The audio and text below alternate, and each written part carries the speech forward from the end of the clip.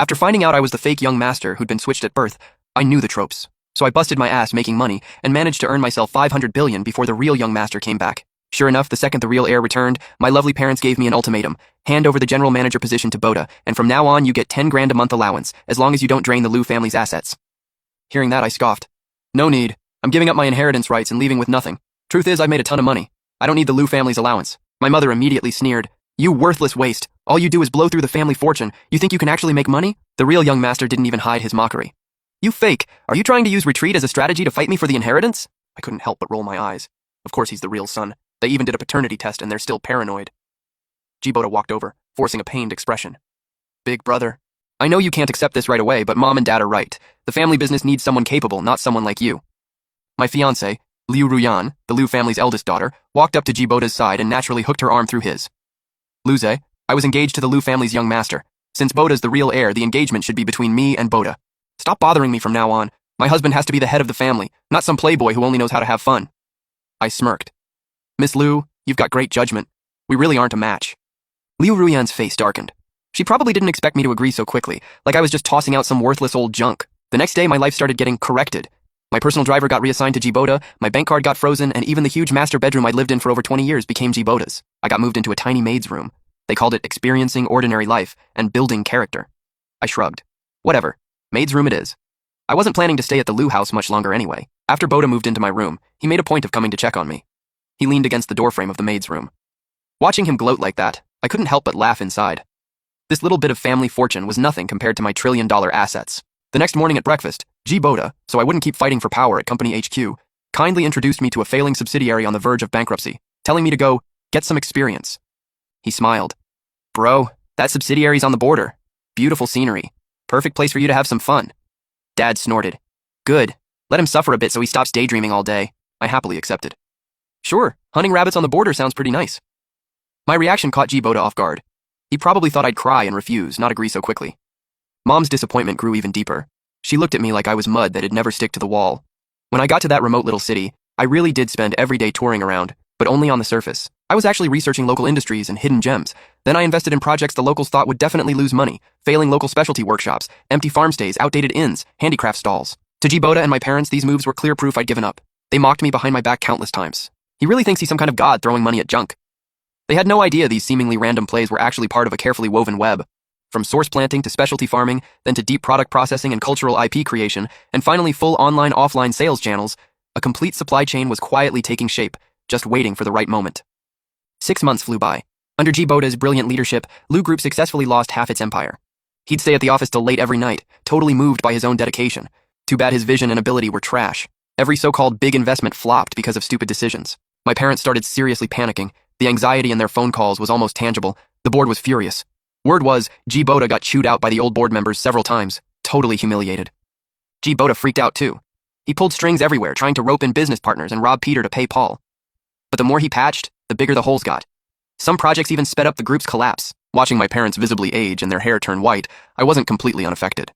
20 years of raising me wasn't fake. I'd casually asked them a few times when they were sighing, "Does the company need help?" Mom's face darkened immediately. "You? What do you know about business? Just don't make things worse. That'd be a blessing." Dad flat out yelled, "Your amateur tricks are only good for partying. Company business isn't your concern. Go back to your backwater town and mess around with chickens and dogs. Stop bothering us." I shrugged and stopped talking, continuing my carefree life. On social media, I was either chasing the northern lights in Scandinavia or exploring the Amazon rainforest. Every flashy travel photo was like a needle stabbing my parents' hearts, bringing them deeper despair and Jiboda even harsher mockery. Finally, the empire was crumbling. The group's core businesses reported massive losses one after another. Cash flow completely dried up. Bank collection notices flew in like snowflakes. Stock prices plummeted. The company was one step away from bankruptcy. The board held an emergency meeting. The atmosphere in the conference room was so tense you could barely breathe. Jiboda stood on stage sweating bullets. His so-called rescue plans got torn apart by the board members. Total jokes, drops in the bucket. Watching my parents look like they'd aged 10 years overnight, I sighed softly and dialed a number. The voice on the other end was calm and steady. I gave a simple order. Within 3 days, I want Liu Group stabilized. No hesitation. Yes, sir. Executing immediately. I hung up and kept playing my spoiled rich kid persona like nothing had happened. A few days later, explosive news shocked the entire business world. Wilson, Wall Street's legendary investor who never missed, personally stepped in and poured massive funds into the dying Liu Group. When the wind blows, even pigs can fly. Liu Group didn't just survive, it absorbed several former rivals and became a giant in emerging markets. Financial media called it a textbook miracle recovery. When I heard the news, I was having dessert on my private jet flying over snow-capped mountains. Djibota's call came through, his voice so excited it was practically exploding out of his nose. Did you hear? I, Djibota, single-handedly convinced Mr. Wilson. I brought Lu Group back from the dead. I spit out my wine. This idiot was shamelessly taking all the credit. Then Mom called, her voice raised 8 octaves, full of pride. Bota is such an honor to the Lu family. And you, besides playing around, what can you even do? Her put-downs came naturally, like instinct. Dad added gruffly on the phone, Bota's the Lu family's hope. Stop messing around and come home to learn from him. With the family crisis over, Djibota's status skyrocketed. My parents bragged about his achievements to everyone, practically ready to put him on a pedestal. As for me, naturally I became the worthless cautionary tale.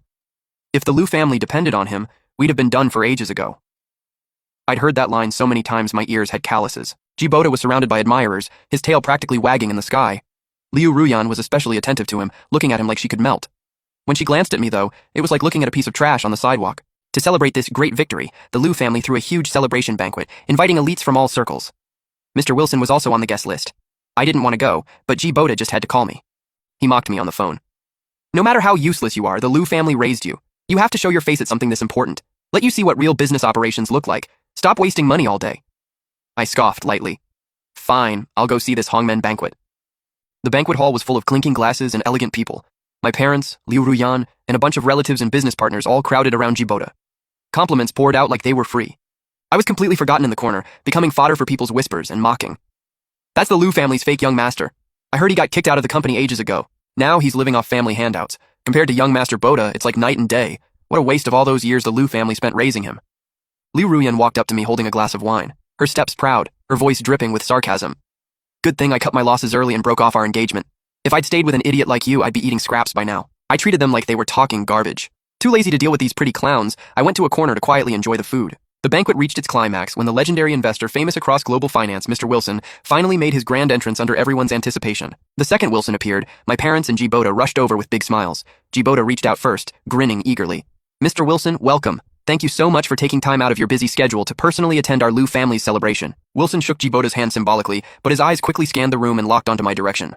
His serious face instantly broke into a smile with a hint of respect. Mom enthusiastically gestured, Mr. Wilson, please, this way.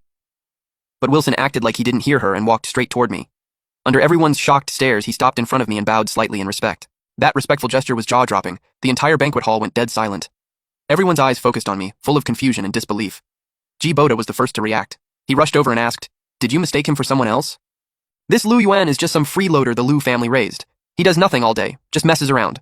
I'm Djibota, the current head of Lu Group and your main contact for this collaboration. Mom quickly moved forward too, forcing a stiff smile.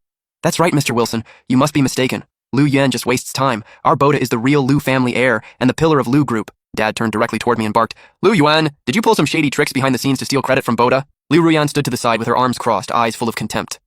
Mr. Wilson, don't let him fool you. Bota's the one who contacted you. Everyone saw how much effort he put into this collaboration. Don't let some opportunist deceive you. I still lounged lazily on the couch, picked up the dessert in front of me, and slowly took another bite, letting them argue all they wanted. Wilson just stood quietly in front of me, not moving an inch. It wasn't until I swallowed the mousse in my mouth and gave him a slight nod that he straightened up. Then he turned to face everyone, his voice clear and loud. When Lu Group was facing bankruptcy and Mr. Djibota was running around helplessly, it was Mr. Lu Yuan who contacted me. He is the true mastermind behind saving your company from crisis. The moment he said it, the whole place erupted. Djibota screamed, Impossible! He's a complete waste! How could he possibly contact you? The guests around also started whispering, all insisting there was no way I could know Wilson, someone at the very top of the financial world. Wilson's gaze swept across faces full of disbelief, a faint mocking smile on his lips. You dare call Mr. Lu a waste? His voice suddenly rose, laced with anger. Do you even know?